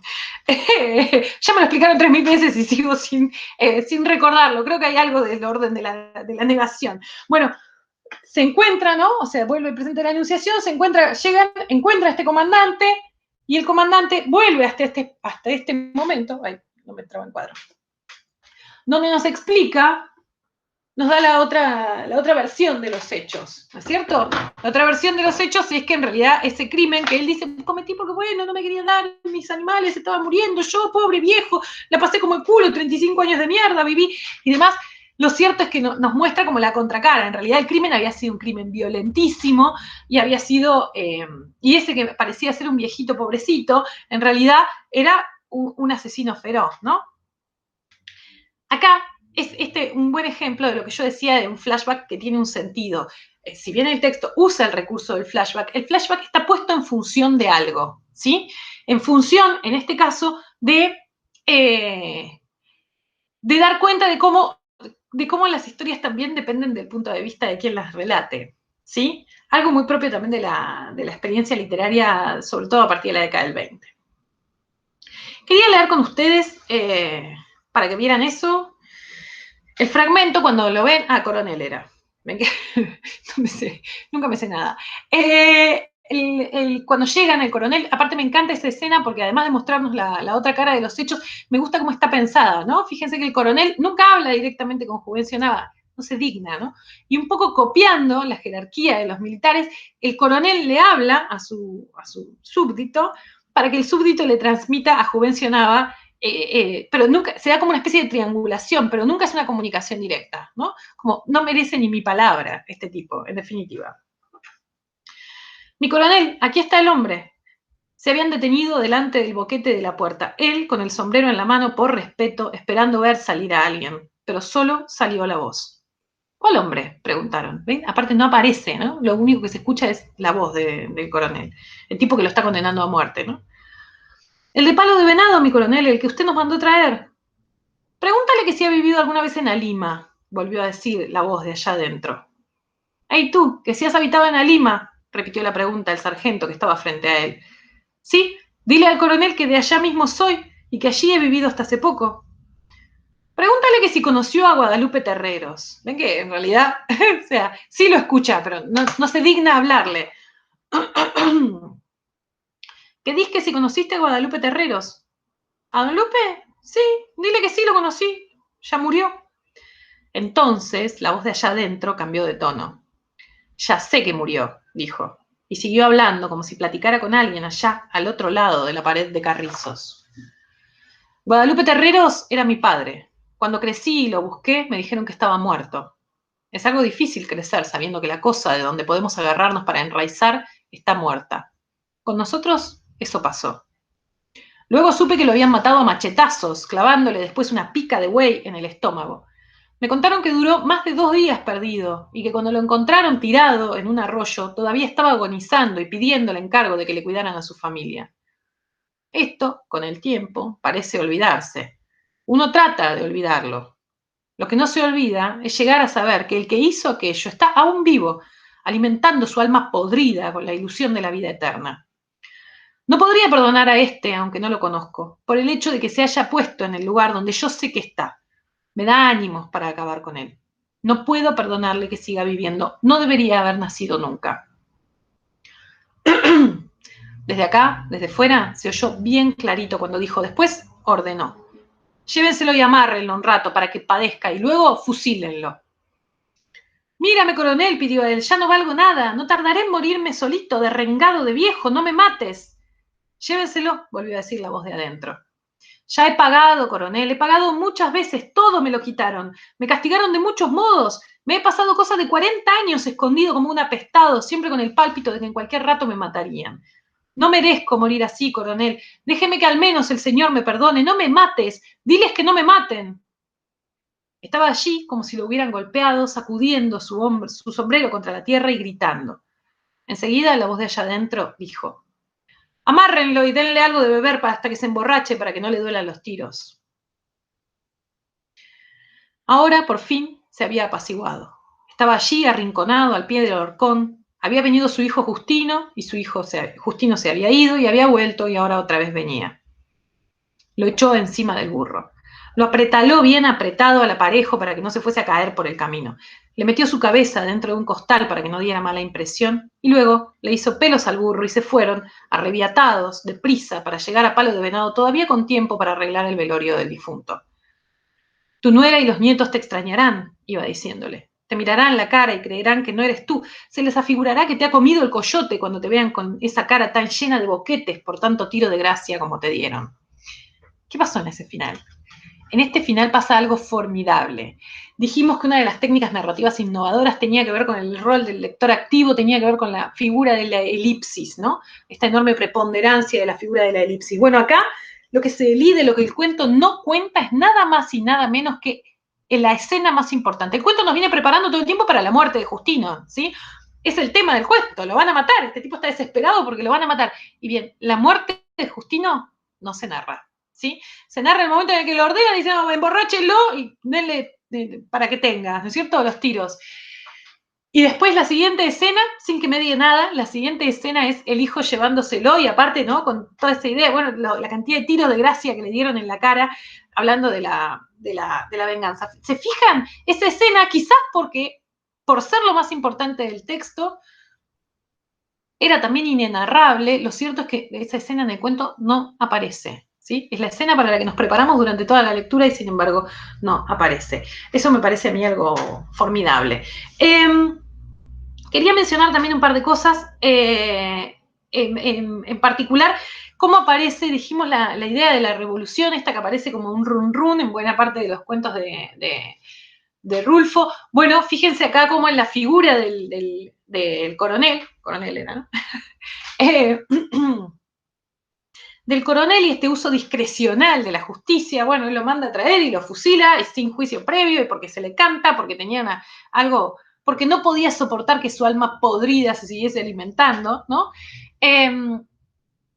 Hay también una forma de denuncia a cómo se ejercía la justicia en la época de la revolución, ¿no? Que tenían esta especie como de uso discrecional de la fuerza. Eso también lo vamos a ver un poco en el próximo cuento que vamos a leer. Esta idea de cómo el proyecto de la revolución y el de la revancha personal se mezclan y se imbrican permanentemente. Bien, el tercero de... ¿Tercero? Sí, tercero. El tercero de los cuentos que teníamos para leer es un cuento que a mí me gusta mucho estructuralmente, que se llama No oyes ladrar los perros. me gusta mucho porque alterna, en primer lugar porque trabaja con algo que también aparece en Diles que no me maten, que es uno de los grandes temas de la obra de Rulfo, van a decir los que saben, ¿no? El rencor. El rencor no ya como sentimiento personal, sino como una especie de vínculo que une, como algo que envenena el alma de una persona, como en el caso de Diles que no me maten, o como algo que funciona casi como argamasa, como amalgama de los vínculos familiares. Eso lo vamos a ver, lo vamos a desarrollar después cuando veamos Pedro Páramo. Lo cierto es que el rencor aparece en muchísimos de los relatos en buena parte de los relatos de Juan Rulfo, ¿sí? En este caso hay como una especie de rencores mutuos, ¿no es cierto?, entre un padre y un hijo. ¿Recuerdan la escena? Es un padre que se lleva en andas perdón, a su hijo. No tengo coronavirus, nomás la falta de costumbre de hablar tanto tiempo. Se lo lleva en andas, ¿no es cierto? Está agonizando al hijo que lo han herido, lo han malherido en alguna de sus fechorías. Ahí aparece también el contexto de la revolución. Este hijo que no, que es un delincuente, pese a haber tenido una familia que lo cuidara, que es lo que el padre no le puede perdonar y lo que le va reprochando durante todo el viaje, ¿no? Lo llevan andas, además. La escena es fenomenal. El cuento, decía, tiene una narración, está narrado nada más que sobre todo por el que viene recriminando, por el padre, y después aparecen estos que son como destellos de narración de tercera, que es amo, en los que sirven más que nada casi como didascálicos, ¿no? Nos dan como indicaciones de qué es lo que están haciendo los personajes, o también indicaciones de cómo pasa el tiempo mientras tanto. Les voy a leer alguna. Les voy a leer el final. ¿Ven? Como elijo aleatoriamente lo que se me canta para leer, ¿no? No, es lo que ilustra mejor aquello que quiero señalar sobre los textos. Sobre su cabello sintió que caían gruesas gotas como de lágrimas. ¿Lloras, Ignacio? Lo hace llorar a usted el recuerdo de su madre, ¿verdad? Pero nunca hizo usted nada por ella. Nos pagó siempre mal. Parece que en lugar de cariño le hubiéramos retacado el cuerpo de maldad. Y ya ve, ahora lo han herido. ¿Qué pasó con sus amigos? ¿Los mataron a todos? Pero ellos no tenían a nadie. Ellos bien hubieran podido decir, no tenemos a quién darle nuestra lástima. Pero usted, Ignacio... Allí estaba, ven, la retaíla de reproches, ¿no? Allí estaba ya el pueblo, vio brillar los tejados bajo la luz de la luna, tuvo la impresión de que lo aplastaba el peso de su hijo al sentir que las corvas se le doblaban en el último esfuerzo. Al llegar al primer tejabán, se recostó sobre el pretil de la acera y soltó el cuerpo, flojo, como si lo hubiesen descoyuntado. Destrabó difícilmente los dedos con que su hijo había venido sosteniéndose de su cuello, y al quedar libre, oyó cómo por todas partes ladraban los perros. «Y tú no los oías, Ignacio», dijo. «No me ayudaste ni siquiera con esta esperanza». Siempre leo esto y me acuerdo. Esa frase es una frase que usamos acá en mi casa. Cuando hay algo que nos desilusiona mucho, decimos, no me ayudaste ni siquiera con esta esperanza, ¿no? ¿Qué pasa en este final? Algo que quería que vieran ustedes. Vuelve a aparecer el rol de la figura de la elipsis. ¿Por qué? Porque todo el cuento también en definitiva se monta por sobre la idea de si este Ignacio va a sobrevivir, va a llegar vivo o no a Tolima, que es a donde tienen que ir, a Tolima, ¿no? Creo que era. Y lo cierto es que cuando termina el cuento no sabemos, ¿no? Les dice que tenía los dedos muy trabados, que le costó muchísimo soltarlo, que en determinado momento sintió que se descoyuntaba, pero lo cierto es que no sabemos si Ignacio está vivo o está muerto. Ese para mí es uno de los yates más interesantes del cuento. Después también aparece otra vez el contexto de la revolución, ¿no? Evidentemente a lo que hace alusión es a que este Ignacio formaba parte de alguno de estos bandos que no diferían demasiado muchas veces de bandos de saqueadores, ¿no? Que formaban parte del proceso de la revolución. Bien, estoy tratando de acelerar un poco porque ya me parece que llevo hablado demasiado tiempo. Por último, el último de los cuentos que quería que leyéramos era Lubina. Lubina es para mí un cuento que funciona como pivot, por eso también siempre lo dejo para el final, como pivot entre los cuentos que forman parte del Llano en Llamas y Pedro Páramo. ¿Por qué? Porque los cuentos del Llano en Llamas son cuentos eminentemente, exclusivamente realistas, Mientras que la obra de Pedro Páramo van a ver ustedes que es todo menos realista, ¿no? Hay discusiones sobre a qué género pertenece. Les dejo el texto de Monterroso, que va a trabajar sobre esa idea, para Monterroso, para mí también. Juan Rulfo, Pedro Páramo pertenece al género fantástico, pero según Monterroso, por una cuestión de que sus acciones no se desarrollan en castillos góticos ni demás, por una mirada como eurocéntrica sobre qué es el fantástico, ha sido excluido del canon fantástico y se lo ha resignado a términos como realismo mágico, que no... término al que no obedece y demás. Así que para mí Lubina funciona muy bien como nexo entre uno y otro. Si bien no hay un hecho, algo que uno pueda decir es un relato fantástico, Lubina, lo que hay es una atmósfera fantástica, ¿no es cierto? ¿Y cómo se construye esa atmósfera fantástica? Bueno, animando, en definitiva, una serie de cosas que están en la naturaleza, en particular el viento. Lo que en Comala va a ser ese calor agobiante, que es casi como un personaje del relato, en Lubina va a ser la figura del viento, ese viento incesante que nunca para y que está disecando a los personajes, ¿no? Según lo que dice el narrador. Ahora voy a leer el primer fragmento como para que veamos cómo se construye esa atmósfera fantástica. Ay, me figura como pensando, espero que no me corte la grabación. Bueno,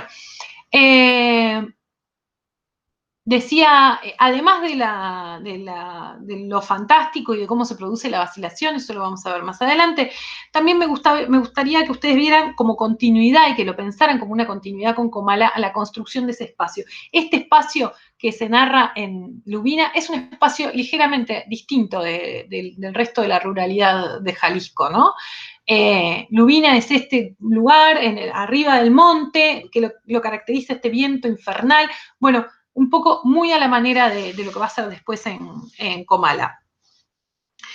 Quería también que pensáramos en algunas cuestiones vinculadas a la estructura. Este relato, como habrán visto ustedes, es un relato enmarcado, o sea, hay un marco del relato que es la conversación que tienen. Conversación. Ahí viene una especie como de problema ontológico del cuento, ¿no? O sea, es una especie de diálogo con un interlocutor invisible, ¿no? Que tiene el personaje que va narrando, que está hablando con alguien que nunca habla en el cuento, de quien nosotros podemos inferir una serie de cosas, pero que nunca habla, ¿sí?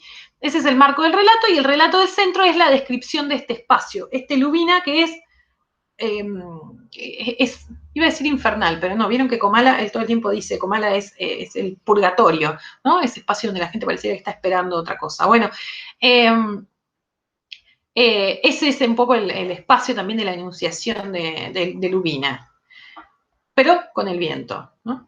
Lubina es un cuento que amo con locura y pasión. Les voy a leer el comienzo. Quiero que veamos en este comienzo cómo construye esta atmósfera fantástica que decíamos es la que va a primar en el cuento para la caracterización de qué es Lubina, ¿no? De los cerros altos del sur, el de Lubina es el más alto y el más pedregoso. Está plagado de esa piedra gris con la que hacen la cal, pero en Lubina no hacen cal con ella ni le sacan ningún provecho. Allí la llaman piedra cruda, y la loma que sube hacia Lubina la nombran Cuesta de la Piedra Cruda. El aire y el sol se han encargado de desmenuzarla, de modo que la tierra de por allí es blanca y brillante, como si estuviera rociada siempre por el rocío del amanecer. Observen, la forma en la que nosotros vamos a conocer Lubina es mediante una serie de comparaciones. La primera está bastante bien, ¿no? Dice como si estuviera siempre rociada por el rocío del amanecer. Aunque esto es un puro decir, porque en Lubina los días son tan fríos como las noches, y el rocío se cuaja en el cielo antes de que llegue a caer sobre la tierra. Ahí ya empieza, ¿no? Qué horror. Y la tierra es empinada, se desgaja por todos lados en barrancas hondas, de un fondo que se pierde de tan lejano. Dicen los de Lubina que de aquellas barrancas suben los sueños, pero yo lo único que vi subir fue el viento, entre molina, como si allá abajo lo hubieran encañonado en tubos de carrizo. Fíjense lo que aparece en esta suboración. En primer lugar, aparece por primera vez un enunciador. Hasta ese momento parecía un relato en tercera. En segundo lugar, aparece por primera vez entonces la presencia omnipresente del viento. Y fíjense, ¿no? Como si allá abajo lo hubieran encañonado en tubos de carrizo. Ya empiezan a ponerse perturbadoras las comparaciones. Un viento que no deja crecer ni a las dulcamaras, esas plantitas tristes que apenas si pueden sobrevivir un poco untadas en la tierra, agarradas con todas sus manos, la personificación, al despeñadero de los montes. Solo a veces, allí donde hay un poco de sombra, escondido entre las piedras, florece el chicalote con sus amapolas blancas. Pero el chicalote pronto se marchita. Entonces uno lo oye rasguñando el aire con sus ramas espinosas. La metáfora es más inquietante, más perturbadora que esta, la metáfora no hay, ¿no? Haciendo un ruido como el de un cuchillo sobre una piedra de afilar. Como ven, como les decía antes, todas las imágenes lo que buscan es perturbar, instalarnos en el terreno del temor, del miedo. Ya mirará usted ese viento que sopla sobre Lubina, y acá entonces descubrimos lo siguiente: si había un yo, también hay un tú, ¿sí? Del marco del relato. Es pardo, dicen porque arrastra arena de volcán, pero lo cierto es que es un aire negro. Ya lo verá usted, se planta en Lubina prendiéndose de las cosas como si las mordiera. Y sobran días en que se lleva el techo de las casas como si se llevara un sombrero de petate, dejando los paredones lisos, descobijados. ¿Ven? Fíjense, como si las mordiera, como si se llevara un sombrero de petate.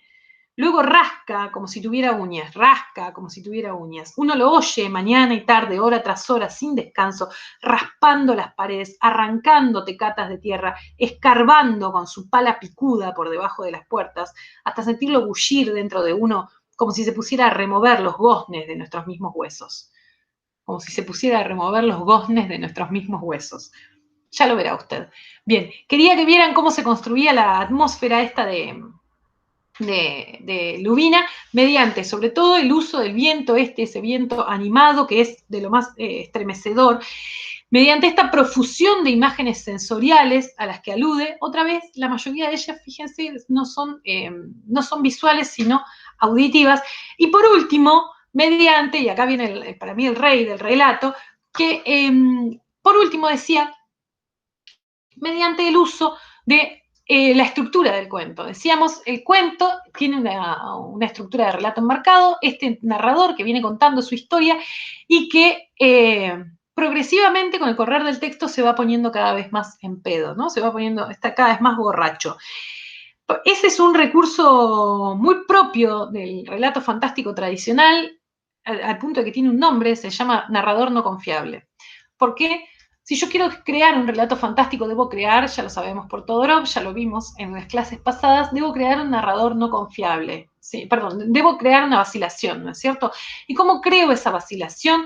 Generando la duda dentro del mismo texto y también generando la duda sobre quién es el que relata, ¿no? Les doy el ejemplo clásico de esto, que es Poe. Los narradores de Poe siempre les pasa algo, siempre están bajo el efecto de algo que nos hace a nosotros sospechar de ellos. Por ejemplo, el gato negro. Arranca el narrador del gato negro diciendo, bueno, yo soy tal y tengo un problema, soy alcohólico, soy un alcohólico irredento, el alcohol ha cagado, ha arruinado mi vida por completo, ¿sí? Todo el texto queda, toda la lectura del texto queda teñida por esa declaración inicial. Nosotros después, cuando el texto termina, decimos, bueno, ¿el gato sería un gato vengativo o es todo un flash de este tipo que está claramente en los últimos estadios de su alcoholismo, ¿no? Las dos cosas son como dables a pensar y en ellas se suscita la vacilación. Bueno, lo mismo un poco pasa con la borrachera que se está agarrando nuestro narrador, que al punto, el cuento termina con él durmiéndose, ¿no? O sea, en el medio de una frase directamente se queda dormido, se desploma ya. En el colmo de lo que podríamos pensar es una narración como mínimo sospechosa. El cuento me encanta, decía, y sigue como, funciona como nexo, como ligazón. Amén de, digamos, ya la ligazón estaba en la descripción del espacio, también con el resto de la obra de Rulfo, pero este cuento funciona también como ligazón en lo que tiene que ver con lo genérico. Se corre un poco de la marca de origen de los cuentos de El Llano en Llamas. Bien, los dejo entonces, me parece que he hablado una barbaridad, les pido perdón por eso, soy célebre por mi falta de poder de síntesis. Les dejo hoy el material accesorio. El material accesorio es el texto de Forn que leímos, el texto de Monterroso al que hicimos mención, que tiene que ver con la caracterización del fantástico. Es un textito hermoso porque es un ensayito breve, me encantan los ensayos breves. Y por último les dejo dos textos. Uno es, se llama el coso de la creación, ahora no me sale el nombre, que es como una especie de texto. Vieron que a mí me interesa trabajar como con lo que es como manifiestos o arts poéticas de los autores, y en el caso particular de Rulfo no hay de eso, ni decálogos, ¿vieron? Como vimos cuando vimos Quiroga, no tiene eso, pero sí tiene este textito en el que habla sobre su mirada sobre la creación, y también la entrevista que le hace Joseph Summer, una entrevista bastante célebre, y en las dos plantea lo mismo, ¿no? Él dice que para él lo que tiene que hacer es, el autor, él en concreto, es pensar un personaje, eso le cuesta bastante, y después lo único que hace es ponerlo ahí y seguirle las espaldas, dice, ¿no? Lo que hago es seguirlo. Eventualmente a veces me demora más, a veces menos, pero eventualmente la historia aparece, dice. Un poco a la manera de esto que plantea Rulfo, lo que les voy a proponer es que ustedes escriban un breve texto en el que les sigan las espaldas a algunos de los personajes que aparecen, que no aparecen desarrollados en los cuentos que leyeron, ¿sí? Les dejo ahí la consigna. En la consigna tienen un par de ejemplos. Por supuesto, siempre pueden ustedes trabajar con algo superador de eso. Me interesa que exploren, me interesa que en este caso aparezca como procedimiento. Sentarse a seguirle la espalda al personaje y ver qué el personaje, qué con tilde, el personaje les va mostrando al respecto. Dicho esto, la clase que viene vamos a trabajar con Pedro Páramo. Espero que les haya gustado. Va a ser más breve la clase porque hay un montón de cosas que ya hemos dicho, igual que pasó con Carpentier, así que tengan esperanza. Y espero que les haya gustado la clase, espero sus comentarios como siempre, y tengan paciencia para las correcciones. La idea también es hacerlas a conciencia y que ustedes se vayan leyendo en el Padlet donde voy subiendo los textos. Nos vemos, espero que estén muy bien y que cualquier cosa, cualquier duda que tengan, lo que sea, como siempre, me escriban. ¿Sí?